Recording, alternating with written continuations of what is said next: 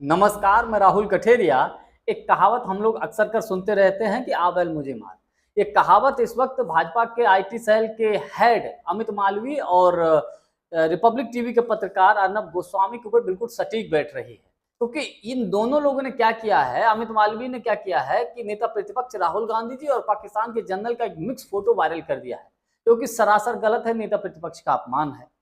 उसके बाद इसके अलावा रिपब्लिक टीवी के पत्रकार अर्नब गोस्वामी ने क्या किया है कि तुर्की के इस्तांबुल कांग्रेस सेंटर को ये बोल दिया है कि तुर्की में कांग्रेस पार्टी का बहुत भव्य ये कार्यालय है, जो कि सरासर झूठ है।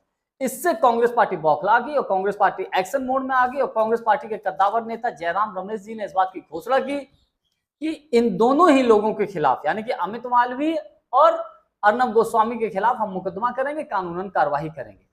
और कांग्रेस पार्टी ने भी पलटवार किया है। कांग्रेस पार्टी ने पलटवार क्या किया है? कांग्रेस पार्टी ने एक पोस्टर जारी किया है। इस पोस्टर में प्रधानमंत्री मोदी जी और पाकिस्तान के पूर्व प्रधानमंत्री नवाज शरीफ का एक मिक्स फोटो वायरल कर दिया है। इससे भारतीय जनता पार्टी बौखला गई। आखिर ये शुरुआत कैसे हुई, विवाद कैसे बढ़ा?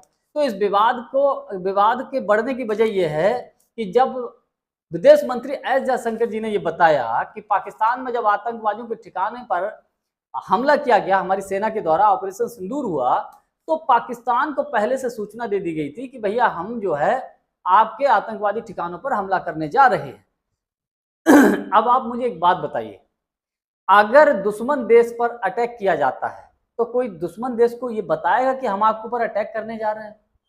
इससे क्या होगा? ये तो एक बहुत बड़ी गद्दारी है, मुखबरी है। यही आरोप लगाया पवन खेड़ा जी ने। इससे भारतीय जनता पार्टी बौखला गई है। सॉरी। इसी को लेकर नेता प्रतिपक्ष राहुल गांधी जी ने सवाल उठाए, इसी बात को लेकर, और राफेल को लेकर सवाल उठाए। इससे बीजेपी बौखलाई हुई है। तो इसमें गलत कहां है कि भाई हम किसी के ऊपर हमला करें और पहले सूचना दे दें कि भैया हम आपके ऊपर हमला करने जा रहे हैं? तो ये मुखबिरी है, गद्दारी है भाई। इसको लेकर बीजेपी बौखलाई हुई है और कांग्रेस पार्टी ने हमला किया है और कांग्रेस पार्टी ने एक पोल खोल दी है भारतीय जनता पार्टी की, जनसंघ की। पवन खेड़ा जी ने एक खुलासा ये किया है कि जब जनसंघ और जनता दल की मिक्स की जो सरकार बनी थी जनसंघ के सहयोग से और प्रधानमंत्री बने थे मोरारजी देसाई जी, उस वक्त मोरारजी देसाई ने पाकिस्तान के उस वक्त के जो बड़े जनरल जिया उल हक थे, जो जनरल, उनको ये फोन करके सूचना दे दी रॉ के एजेंट के बारे में।